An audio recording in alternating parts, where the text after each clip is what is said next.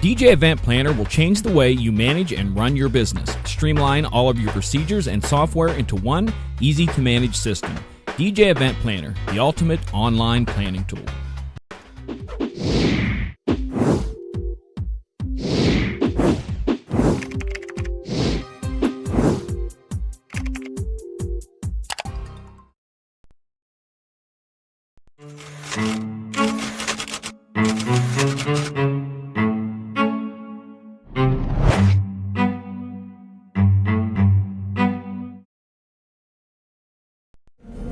Good evening and welcome to tonight's show from DJNTV, Disc Jockey News TV.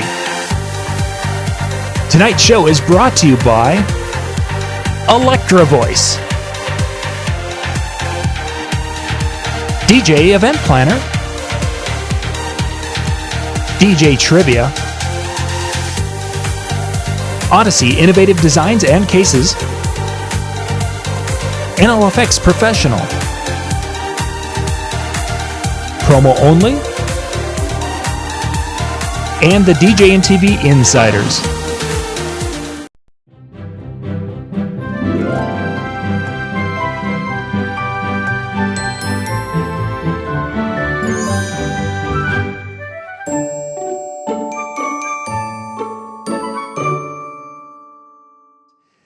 Now, ladies and gentlemen, for your Wednesday night entertainment pleasure, we have Dave and Jer. Dave, welcome to Wednesday. And the crowd goes wild. Sorry. Good evening, everyone. It's Dave. And Jeremy, how are you guys? They're not answering. They're not answering. I can't hear them. John, I think their microphones are broken. I'll get on it. I'll get on it in just a second. All right. Hey, Gus is there. AV team. Yeah, we'll get on Anyway, good evening, everyone. Welcome to another wedding chat with Dave and Jer here on Disc Jockey News TV. Actually, it's Jared and Dave, but it doesn't count. Anyway, it doesn't matter. We're excited to be back. We actually physically got to see each other in Vegas. What was it, 2 weeks ago? Man, time flies. Yeah, today, maybe? Yeah. Yeah. So we're back in our own hometowns and we're running our businesses and we're doing our things and we're not watching the news. So it's been good. It's been good. Has it been good? I haven't seen it. It's been good. It's been great. Okay, good. I'm doing really well. I've been cycling like a madman, and well, this week anyway. Last week I sloughed off a little bit, but this week pedaling hard. Good. Mm-hmm. So we were at the DJNTV Las Vegas show 2 weeks ago, and Dave did his presentation, which I actually saw at Midwest DJs about a year and a half ago. Again, knocked it out of the park. I mean, he was so excited that he stumbled on the stage to get up there. He was that excited. And made it look planned, apparently, according to everybody that was watching. Yeah, I mean, it was a legit fall. So, and then what? I've just started into my opening story of the presentation, and then I'm like, wait a second, my watch is yeah. It was asking me if I had fallen and if I was okay, which was a hilarious moment. The iWatch saying, "It seems like you have taken a stumble. Are you okay?" Yes, I'm okay. Thank you. Okay, back to it. For all the Apple fans out there, I apologize. Jeremy doesn't know it's called an Apple Watch, not an iWatch. What did I call it? Oh, an iWatch? Whatever. I love the Apple digs on Jeremy. So yeah, that was a really great time. A really great. I think we're going to talk about a few other things here tonight, as people, of course, have guessed by the tagline. But I do just want to say I had an absolute blast in Vegas. I loved South Point as the venue for where we were. And to those who haven't been there before, but you've maybe been to Mobile Beat before, go next week and enjoy a Mobile Beat. Yep. And then next year, come back, because you are going to love the South Point Hotel and Casino as this kind of one roof for Mobile Beat and the Photo Booth Expo to be under. I mean, it's a different experience. I liked it. I liked it. It was okay. So if you're not familiar with South Point is off the strip, it's a good maybe 5 to 10 miles. And it takes about 5 to 10 minutes from the airport. I think our airport ride was like 15 minutes. Yeah. That's because once you go south past basically the Tropicana, you go south, there's no traffic. Like all the strip is just so backed up and everything in that area is so backed up. but you get off of South Point and you're kind of in this own little village of itself. Yeah, you totally are. South Point had so much to offer. I mean, there's a theater right inside there, not an adult theater, like a regular theater, movie theater, right inside there. There's like an equestrian park. There's a like an 86 lane bowling alley. That's huge. So many restaurants. And the thing is, like, the food is affordable. The rooms are affordable. So everything was cheaper. Everything was cheaper. Even coffees, DJs, muffins, whatever. Yeah. And us DJs are so cheap because we're like, well, I got to buy the new mixer that's coming out. I can't afford a $120 room. I need a $30 room. So I mean, I don't know exactly what the room rates were for this place, but from what I hear, everyone's like, oh my gosh, the rooms are so nice and they're so affordable.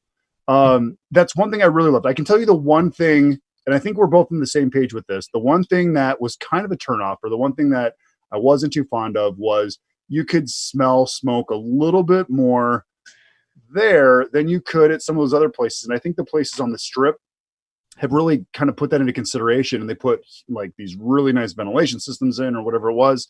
But that would be the only downfall that I would say with South Point. When you start going through the casino, you can really start smelling some of that smoke. But there's so many restaurants and bars and all this stuff that, I mean, you can't. 16 restaurants, I think, is the number. 16 restaurants inside that place, and you can have your $75 steak, or you can go to steak. They have, well, their late night meals. They have like a cheeseburger and fries for like $3.20. I mean, it was ridiculous. You know what blew me away? You got the thing of coupons when you got there, right? Yeah, I didn't use any of them. There was so everybody's used to going to a buffet, right, and paying $25 or whatever the starting price for a buffet is for breakfast buffet. The breakfast buffet with this coupon that you were given at check-in. Let's just coupons are okay, people. All right. Yeah. The coupon got you that breakfast buffet for like $5. It's incredible. I mean, I ate more than $5 worth of food in my first plate from the breakfast buffet, and that's including like an omelet station. Hold on, you're right. There's a touch of smoke in the air. You can smell it a touch more than you could in other hotels. Yeah, but those who remember the glorious days of the Riviera, it didn't better than that. Yeah, it doesn't smell like urine, so that's a positive. Yeah, no, it was a great experience. This might surprise people, but my feet did not touch the Strip once, and I was there the whole conference. The only time I ever left the building, yeah, you were there for like 24 hours. The only time I ever left the building, truth be told, was to go mountain biking. Other than that, I never left the building, and I had an incredible experience. So, and I think that's 2021 is really going to kick butt. That is the one thing I'm really excited about with that location, is the fact that there are restaurants, there's bars. I mean, this place is huge, and you don't have to like, hey, let's get together. Well, what do you want to do? Well, we got to go to a restaurant way on the other side of the Strip. To me, there's going to be so much more camaraderie and conversations in the hall. That's what's going to happen at this location, because it's not just so convenient just to walk across the street. So now you're going to be able to network so much better at this location than I feel you have at other locations from the past. But again, like Dave said, go hit up the last Mobile Beat. Or what is, what's currently the Mobile Beat. Mobile Beat's going to kind of go through a transformation, which I'm excited about. But it's a great show. I was excited to be involved in it the last couple of years. I haven't for the last 3 years, but a couple of years before that, I was 3 years involved. And Ryan Berger and his team, they did a great job putting that whole thing together. So absolutely, props to them. Yeah. The one thing I'm excited about is the fact that they didn't cancel the show. I don't know if you received the Mobile Beat email. They didn't cancel the show because, hey, this is going on, this epidemic. And that's really what we're going to be talking about tonight. I know there's a lot of kind of scarcity going on in across the country and across the world. I mean, there's people, it's crazy. In Sioux Falls, someone took a picture of the toilet paper aisle and it's empty. Like I don't know if they're expecting this virus that's spreading across the country is going to create explosive diarrhea or what's going on. But toilet paper seems to be the big thing. The people aren't taking frozen meats. They're not taking gallons of milk.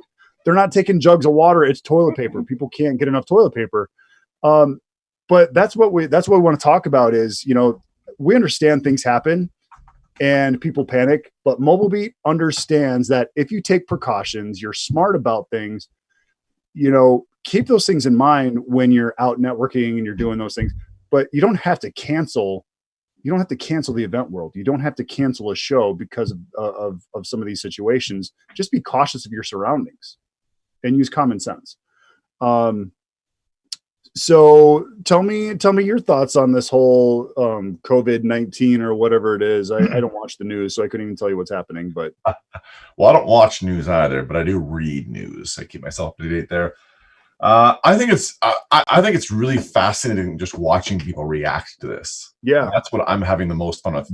I'll tell you the number of times I have written a comment on my phone in regards to someone's Facebook post about this, and then just deleted it in the last 48 hours. I can't even tell you how many. It's like, not worth my time.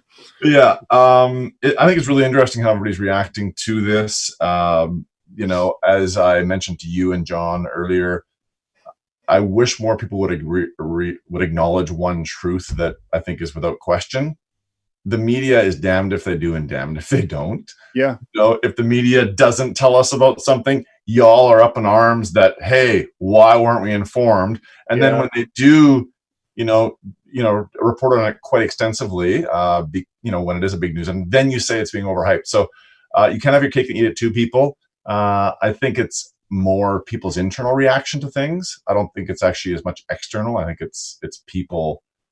I don't know, I think it's really interesting watching people anyway. I think as with everything, context is super important. And I think that a lot of people are, maybe not looking past the headline to dig into some of the details.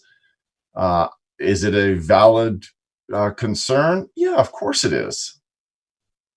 I mean, it is. The numbers back that up. But of course, the president has made numbers and facts as questionable as anything these days. And I think you cannot use our president in any type of.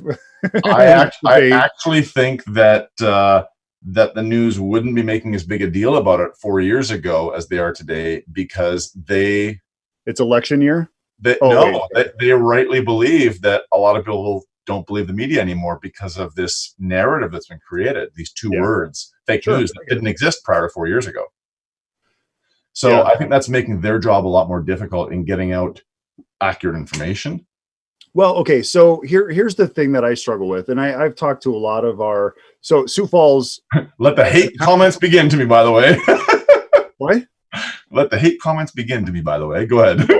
No, I have a lot of connections with the medical field here in the Sioux Falls area, and Sioux Falls was actually we have 5 cases apparently here in the Sioux Falls area, and we're small. Right. I mean, 5 people, that's like 70% of our population in the state. Just kidding. But I mean, it just kind of shows you that it's going to get to you. It's going to get to your market. It's going to happen. You just have to be ready, and you have to, you have to plan ahead. Don't stop business. Don't stop purchasing stuff because, there's this scarcity out there. You're still going to need gear. You're still going to need training. You're still going to need education. Don't stop what you're doing because this is happening. A friend of mine, Steve on Facebook, he posted, so far 16,000 people died from the flu in 2019 and 2020 flu season. So in the matter of the last 4 months, 16,000 people died. 36 died in car accidents in 2018. Over 600,000 people died from heart disease. 39,000 people died from gun violence in 2017. Okay. And it just shows you that there's so many people. No, you're going to wait. It just shows you that all this stuff happens, but it's not always being reported. I understand that this is a very serious matter right now. Yeah. There's other stuff happening in the news. There's other things going on. And the way people are taking the news and kind of making their conspiracies of it, like, oh my gosh, this is going to hit me, and if I get it, I'm dead. That's not the problem. The medical field shows that if you take care of yourself, if you do get this, you're not going to die. It depends on if you have other illnesses in the past, if you have medical issues, if you have respiratory problems, if you have heart disease, these things that is going to make you more receptive to this being more chronic. So take care of yourself, wash your hands, take sanitizer everywhere you go. Be a Jim Cerrone. Be a Jim Cerrone. Jim Cerrone is a poster child of what you should be right now. That's hilarious. He is the poster child of COVID-19. That's funny. That's funny. So again, I mean, just be cautious of your surroundings, be cautious of what you're doing, and still live your life. Because if you live in fear, you're going to put yourself in such a situation that you're not going to know how to recoup from it if you quit going to work, if you quit doing the jobs you need to do. But I think context is really, really important, though. And I saw Steve's post, and his post is actually one that I wrote a comment and then deleted. Because there's a huge thing missing from Steve's post, which is sadly what people have become used to, though. And the thing that's missing is context. So, yeah, a lot of people die from influenza, the common flu, every year. But that statement alone is without context. Okay, well, we have to know how many people total had influenza, and then what percentage of those people died. Okay. So what is the percentage? So what is the percentage currently of how many people have it and how many people have died from it? So influenza. No. I'm talking the COVID-19. Influenza takes the lives of approximately 0.2% of the people it infects. Okay. COVID-19 takes the lives of about 15 times that many. They're at about 3% right now. So, I understand the context of 16,000 or whoever died from influenza, but for context, we actually have to multiply that number by 15. Okay. So we have to multiply the COVID-19 number by 15 before we get to the same ratio. So in that context, there is some matter to be taken seriously. But as you said, look, there's no point in going out and buying a bunch of toilet paper. Just take care of yourself. I mean, you still need toilet paper. Don't get us wrong. Yeah, you don't need to buy. You don't need to buy out the toilet paper company. Some people might remember Ebola from a few years ago. Yeah, Ebola had the highest mortality rate of anything in recent memory. The mortality rate with Ebola was around 90%. That is like off the charts, right? Yes. Basically, if you get it, you're gonna die. Yeah. COVID-19 is a lot lower. It's 3%. But sadly, for those comparing it to the flu, you have to look at the whole picture, because if you don't, all you're doing is, cherry picking one number, which sadly in Steve's post, much respect, Steve, but sadly in Steve's post, all it did was cherry pick numbers, right? Yes, so many people died from car accidents, but again, where's the context? How many million miles driven is that, right? It's like a fraction of a fraction of a fraction of a fraction of a percentage of people that got into a car that actually died. So without that context, the argument plays into the narrative that we can just say anything we want with statistics. Hold on. So you actually have to back up on that, because it's not, you have to think about how many people got in car accidents, not how many miles were driven. Because that's like saying, okay, all of these people have traveled the world and all these people live in the world. Right. Okay. So it's not, you have to think about how many people have COVID-19 and how many people have actually died from COVID-19. Right. About 3%. So it's different than saying, everybody drives on the road. Well, everybody lives in the world. I know. But what I'm saying though is, I get what you're saying. 3% of the people who got into a car tomorrow were going to be killed from that car, I'll tell you right now, every car manufacturer would be out of business because nobody would consider them safe enough. Okay. I agree. I agree on that. I agree on that.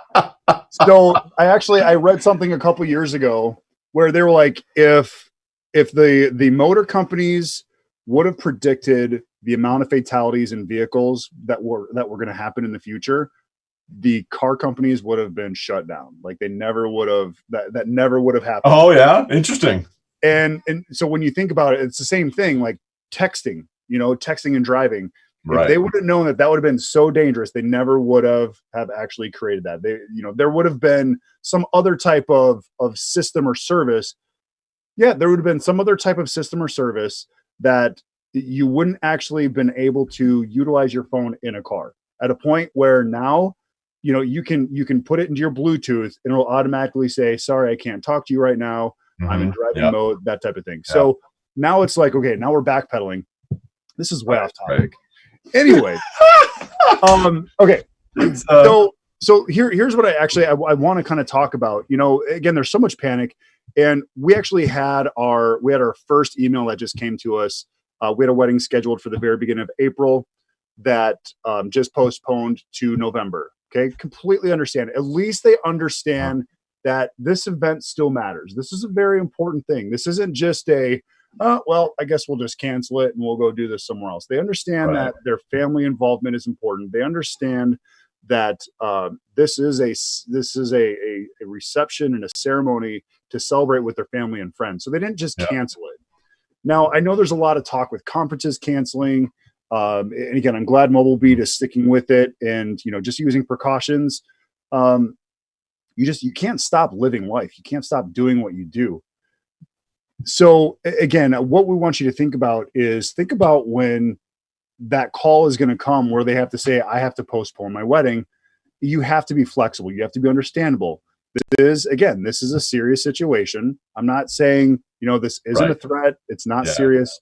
I completely understand that it is a serious situation. So you have to be understanding. You can't be like, well, I'm sorry, that's cancellation. Right. Keeping your money. You have to make sure that your business is going to be okay. You have to make sure that your clients are going to be okay. Because if all of a sudden you have people who are like, hey, we have to change our date. Well, that's going to cost you a fee. You know what? That's going to get out there. People are going to start talking about that. That's not going to look good on your business. I actually had a conversation with a colleague today about that.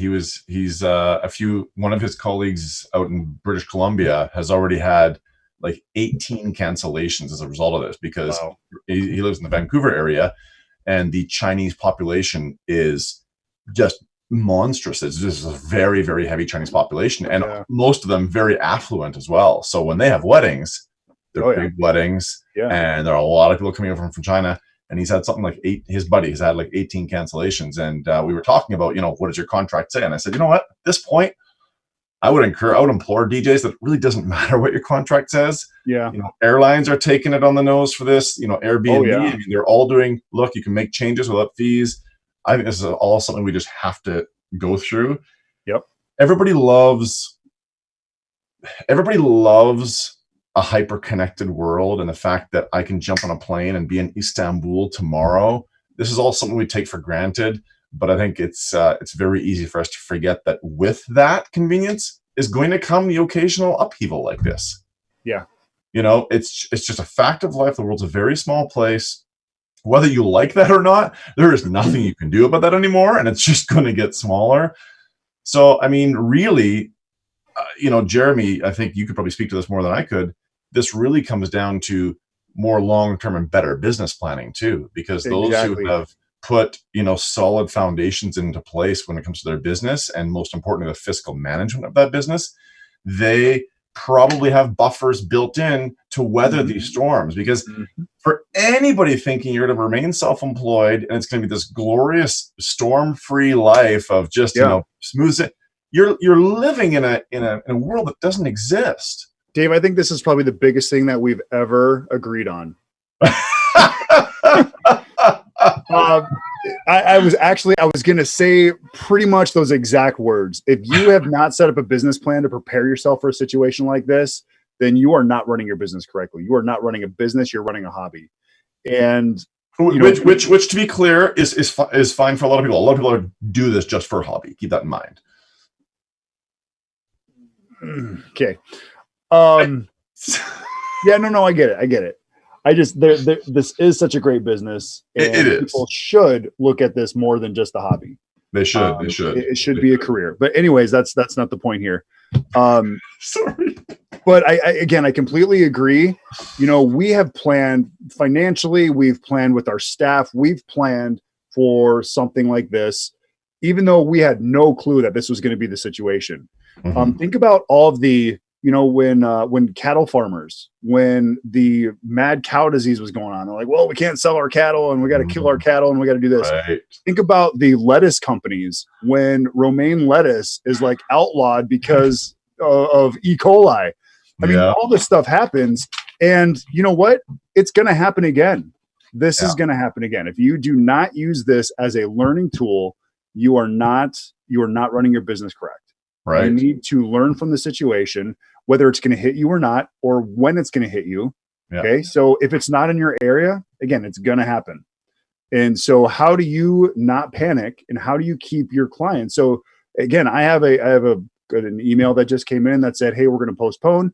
And that's cool. You know what? You have to be supportive of them, but you also have to be prepared that you're going to get more emails like this. Yeah. And if it happens, again, you have to be flexible, you have to be understanding, and you have to be on their side. Right. Because you really think that they want to postpone their wedding. You think they want to cancel, this day they've dreamed about for years and exactly. years. Yeah. And have probably planned for months and years. Mm-hmm. I mean, you have so many weddings and you have so many events that you have in your books. And I guarantee you're going to get at least 1 to maybe 10 cancellations, depending on what your books look like. I don't know. Right. Yeah. So what are you going to do to make up that revenue, or what are you going to do to make sure that, you can support your family, you can support your staff, you can do those things, because you might realize that there's going to be some loss in your bottom line at the end of the year. Yeah. Well, and really, I mean, as I hope everybody realizes, I mean, in probably 6 weeks, we're going to know a lot more about the impact this will have on 2020, because, in 6 weeks, well, truthfully, in 2 or 3 weeks is when flu season typically comes to an end. But of course, that's the big unknown factor here. Yeah. Nobody knows. The medical community does not know, will this one kind of come to an end after flu season, or will it not? And that's why markets are uncertain. That's why, I mean, when an unknown quantity like this comes about, it's the uncertainty. It's not necessarily always what it's doing today that scares people, but it's the uncertainty. And and I think there's a healthy fear that one can have from uncertainty. But obviously, Jeremy, as you've acknowledged, there's a lot of unhealthy fear happening all over the place, in Costco's and Walmart's and everywhere. Yeah. Well, I like David Wolf says, here's a great promo: free 24-pack of toilet paper with the purchase of a new controller. Love that. And then there's also another comment, day and night DJs. This is a very good reminder that we should not live paycheck to paycheck. Amen. Oh, yes. Amen. Yeah. Amen. So I kind of want to put a curveball to this, because, again, we can't panic when our clients come to us and say, hey, this is happening. What do we do? You have to help them through situations. And I also want to kind of put this in a perspective of us as the MCs and the DJs being the ringleader at a wedding. We can't lose our panic, we can't lose our cool. We cannot panic. Right. Yeah. We have to always be, what do I do in this situation? You have to be thinking not just for yourself. You have to be thinking for the couple, the other professionals, and all the guests that are in that facility or in that room. Yeah. So for instance, if all of a sudden first dance is happening, or let's talk father-daughter dance. Father-daughter dance is happening. All of a sudden, dad grabs his chest and he starts falling over. What do you do in a situation like that? You can't panic. You have to be the calming voice on a microphone to calm 200-300 people, whatever it is, and just say, ladies and gentlemen, if you can please, just kind of find your seats as we take care of the situation. We'll keep everybody informed. But please just enjoy, just have conversations to yourself while we take care of the situation. Again, you have to be the calming person in a room of 200 to 300 people to make sure that a bride and groom don't panic, that guests don't panic, and facility managers don't panic. 100%. I agree with that. So tell me about one of the biggest situations that you've had. That, and again, I hope people post this as well. I hope people can post in the comments here. Tell me about a situation that you had personally at an event where you had to keep your cool and you had to kind of move away from a situation, or you had to kind of put, I don't even know how to say this, put up smoke and mirrors. What do you do? What's something that you ran into? Something that I ran into? Yeah. Goodness. Tapping recent memory. You know how good my memory is for bad moments. It sucks. My memory's only good for the good moments. Oh my gosh, it's so cheesy. It's like a mistake in the hardwiring of my brain. It drives Catherine crazy because we're the opposite. She remembers all the bad things that happened. I'm like, that really happened. I mean, look, a year from now, I'm gonna go. I didn't break my leg. Yeah, right. What are you talking about? What are you talking about? Oh, it's all social. If it happened on Facebook, it happened. Yeah, that's true. I mean, I had a wedding. God, this was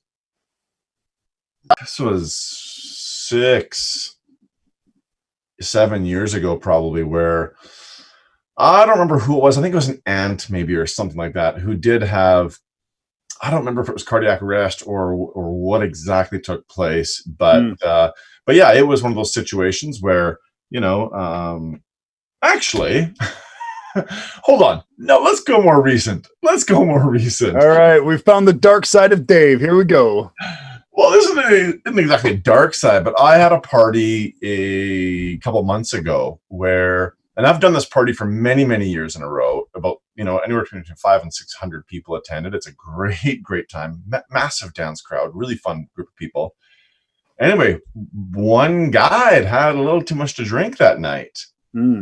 And he didn't like being told by the security guard, who was a guy my height and a heck of a lot wider than me, as the security guard. He didn't like being told by the security guard that he probably had enough to drink. And this guy wound up and clocked him once. Security guard dead cold to the floor. Oh, wow. And this party's known for just being the happiest, most fun-loving party ever. And so this happens, and someone comes up to me and says, Dave, you got to kill the music. Like, we got a security guard down, like, just off the edge of the dance floor. I'm like, wait, what? So, I mean, not quite maybe to the degree that you're talking, but nevertheless, it was a moment where, it's easy to get caught up in the drama of things and such, I suppose. But, yeah, that was a situation where, okay, music stopped, lights came up, just hang tight, everybody. Make way for the emergency officials and the police to come in and do their thing. And the one of the managers was like, all right, let's get this party going again. And I'm like, yeah. And then the person who's in charge of the venue said, yeah, no, Dave, you can tell everybody to not leave by the front door, but right now they can leave by this exit door. Yeah. Oh my God. So, it was my job to deliver the information, but, deliver it in a manner that's still respectful of what happened and that everybody is a little let down. But look, for the good of this individual, we've got to wrap things up. We'll see you next year, that type of thing. I mean, yeah. I guess it's a little different situation than maybe what you're asking for an example of, but it's like a few months. Well, no, that's exactly what I'm kind of getting at. And I mean, again, there are some that are life-threatening situations. So one of them that I can remember was a groom and one of the groomsmen got into a fight. And I mean, we're talking, we're talking like tuxes were getting ripped. They weren't tuxes, but they were like the suits. The vests were getting ripped. And I mean, they went at it. I don't even know exactly. I don't remember what the whole story was. I think one of the groomsmen was hitting on the best man's girlfriend. And again, I mean, alcohol, of course, is related. And so the groom went up and he's like, dude, you can't be doing this. And that's his girl. And you're going to piss him off. And the next thing you know, the alcohol kicks in and, the negative spirits of alcohol start making some noise. And then, it was like an all out brawl. So then, the groom, after that whole situation, obviously, we're trying to keep the focus away from what's going on over there. Yeah. Playing music over here and trying to help out with the situation going on. And the groom came up to me afterwards. She goes, hey, I appreciate you not stopping the music and making an issue out of this or a situation out of this. Interesting. Thanks for keeping people on the dance floor. And I know that some people got pulled away, but you still kept that going and tried to help out with our situation. He goes, nice. I can't thank you enough for doing that because obviously that's not what we wanted our wedding night to be like. Right. And I don't know. I'm sure they made up. I'm sure it was fine after that. The next day after they slept it off. But again, I mean, you have to be ready for anything. You have to be flexible, and you have to be you have to be able to adjust to the situation, and not make things awkward. Yeah, and you have to let yourself not get caught up in the excitement that the guests might be feeling about the situation as well. Right. The excitement and the drama, maybe, I guess, too. You don't want to be that, I mean, the last thing you want to be is one of the looky-loos just for the sake of being a looky-loo. Yeah. I mean, if you need to help, that's another story. But real quick, I'm going to just read through some of the comments on the YouTube feed here. By the way, if anybody's watching on Facebook Live, I apologize. I did not load that up on my other screen. So if you're talking to us there, hi. Okay, Jeremy, you and I got nothing on the stories being shared here on YouTube. Oh, I believe it. That's why I wanted people to post. Gift table caught on fire from a candle. Oh, wow. Snap. Whew. Had a bride and groom storm out of the reception during dinner hour, pissed off over a family issue. I ended up playing Guess the 80s song to keep people entertained until the parents got them calmed down. Nice. Gus shares total power outage during the couple's introduction into hall. Lasted half an hour. My wife raised her voice to introduce everyone. Staff put candles all over. Went well. Gus, done. I have a very, very similar story to that. Man, I forgot about that wedding. That's a long time ago. Neil at Nitro Music says was at a wedding where the grandfather passed out near the end of dinner, fell out of his chair, went down to the ground. Got on the phone right away, called 911, handed it off to the venue coordinator to give all the info. Jump on the mic as well, of course, to explain briefly and that we were just hanging on. Yeah, very good. Very good. And then... who was that one from? That was from Neil at Nitro Music. Nice. Good job, Neil. And then Day and Night DJs. I'm sorry, I always forget your first name. Day. Gosh. Day. Day. We quote unquote lost a bride and groom for over 30 minutes one time. Found out later there was a fight in the bathroom between the groom and another guest, and the bride jumped in to break it up. We had no idea, except we couldn't find them. That's awkward. It is awkward. Dang. Real quick on the Gus, your story about the power outage. This was Colin and Marcy's wedding. I want to say, no, this wasn't Colin and Marcy's. Was this Colin and Marcy's, or was this Dalton and Lindsay's? I forget now. Anyway, this was 7-8 years ago. I've got 12 wedding party members to introduce. They all come into, unique biographical introductions with theme songs for every single one of them. And I think we got through the first person and the power went out in the whole venue. 400 guests, whatever it was. And we spent about 10 minutes trying to figure out the power thing and determined that we couldn't figure it out right now. So I'm like, all right, well, going on with the introductions. So thank God for the MC training that I've taken. But, through my voice to the back of that room with no amplification, we did those introductions. And it wasn't easy, but I mean, keep calm and carry on. It's what we have to do. Yeah. Mitch Taylor, actually, he gave some really good ideas if you have a power outage. So first of all, it matters on how much output or amps your speaker's pulling. But he has it's a backup battery, like a big Duracell backup battery. You get them from your hardware stores for $60 to $120, depending on what you get. Right. And what he does is he at least has a powered, like a lot of the Electro Voice stuff has RCA jacks, or he's got a cable that allows him to, plug in his laptop, and it allows him to plug in his laptop and then play music directly into the laptop or into the speaker, as well as nice. Where'd you get that shirt? That one's sweet. I've had this one for a while. I got to totally interrupt Jeremy's story. I love it. I'm chewing Mike out. I've had this shirt for years. It must be like a previous run of something. Anyway, carry on. That's nice. Anyways, so it's enough power to power the speaker. The second jack on the speaker, you can plug a microphone into. So you have microphone, you have music. You can still go on with the evening.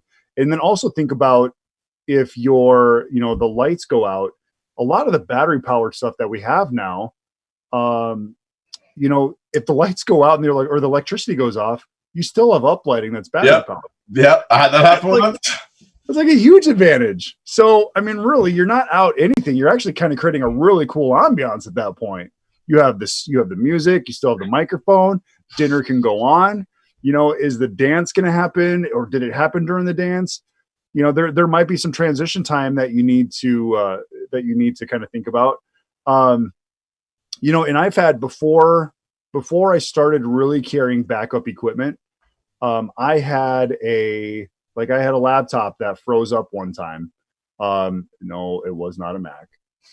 And of course it wasn't a Mac. I mean, I had a laptop that had frozen up, and I'm like, crap, I got to restart. So I had to restart. But again, I have to keep my cool. It's like, hey guys, give me 1 second. I'm going to get things fixed. Or I'm going to do a quick transition here. So I'm on the microphone as my computer's doing a restart, and we're kind of creating a moment. I don't remember exactly what we did, whether it was like, who came the furthest from wherever, let's talk about anniversary dance. You kind of incorporate some of the anniversary stuff into that point. Yeah. So always have something kind of in your pocket to be able to have if a situation comes up where, okay, we got to do some fill. What's our fill time going to be? Right. Do a trivia with the couple, do the shoe game, whatever it is. Just always have something prepared. Something, yeah. But the other thing too is I had my backup laptop, or my lighting laptop actually has not all of our music, but it has some of the popular stuff. So for some reason, if this laptop goes down, all I have to do is just grab a cable, plug it in, and I can bring it back up in a matter of 30 seconds. So I don't have to wait for a 2-3 minute restart on a computer or whatever it is. I mean, really, it don't even take that long to restart anymore. But you get my point. Yeah, very true, very true. We have got, before we wrap up here, John's probably saying, come on boys, wrap up.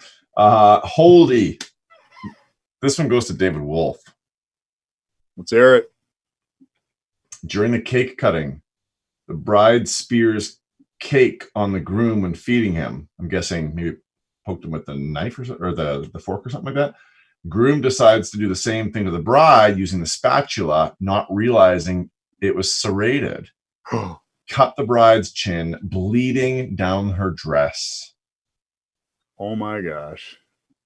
Dang. David, what was it? Wolf? David Wolf.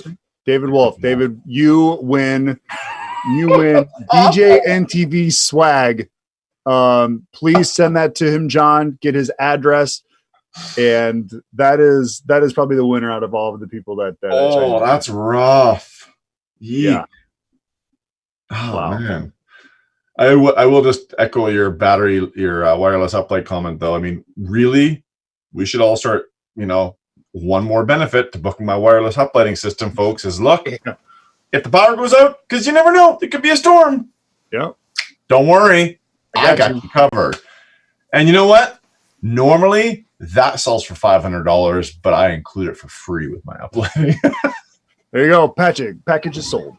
Oh my God.